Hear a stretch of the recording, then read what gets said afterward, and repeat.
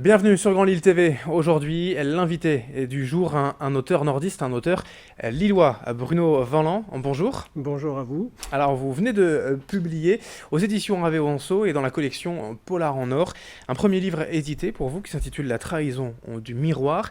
Et ce livre, on va en reparler dans un instant, vient de remporter le prix des lecteurs VSD.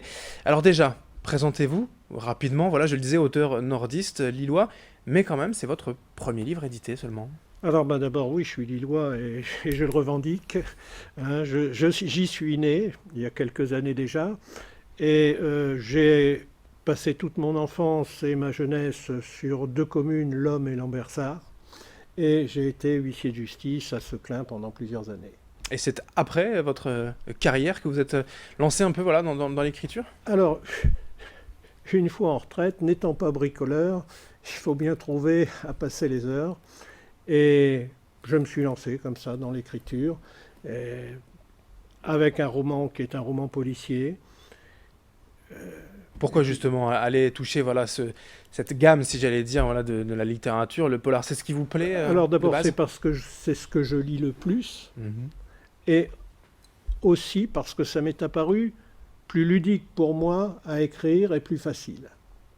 Et pourquoi plus facile? Parce que les polars, souvent, au niveau de la construction, c'est pas forcément... Alors plus facile parce que je crois que les idées me sont venues dans le domaine du polar, à imaginer des histoires, à créer des personnages bons ou mauvais,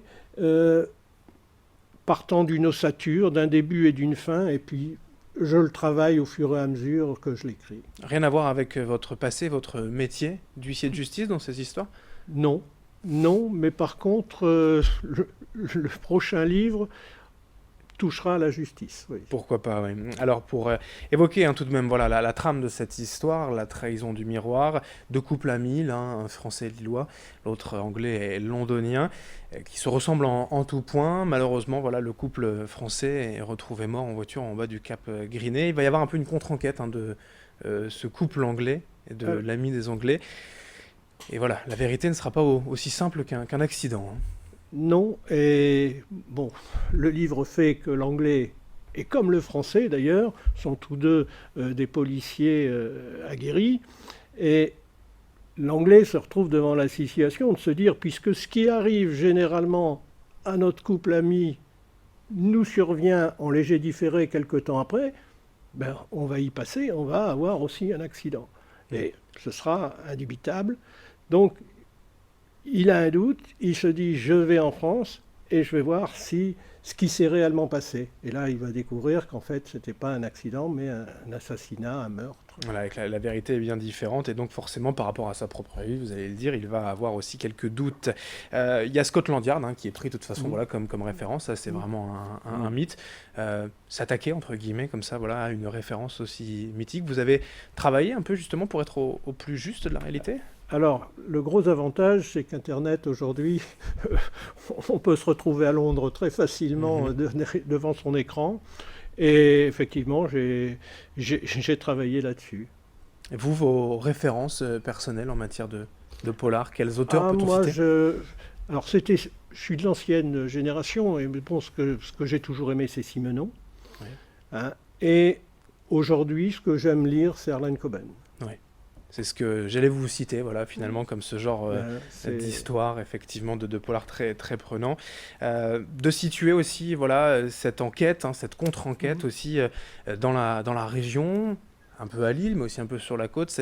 Ça vous touchait, enfin, ça vous tenait à cœur? Oui, ah oui, énormément, parce que d'abord, j'y ai mes points de repère. Je connais quand même ces régions-là. C'est plus facile que de décrire un endroit où on n'est jamais allé. Et puis c'est une région que j'adore profondément. C'est parce que ma femme n'a pas tellement envie de réhabiter l'île à cause du temps. Elle préférait descendre dans le Midi.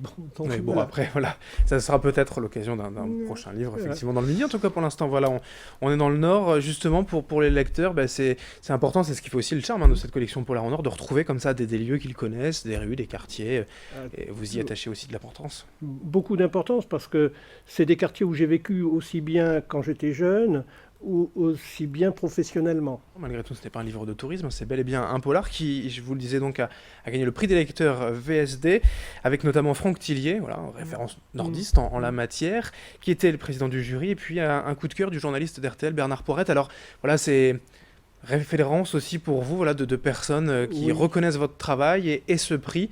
Ça vous a surpris puisque, voilà, vous le disiez, l'écriture, vous avez commencé ça, alors pas en dilettante, mais comme ça pour s'occuper. Sans réelles ambitions, Ouais. que le plaisir d'écrire.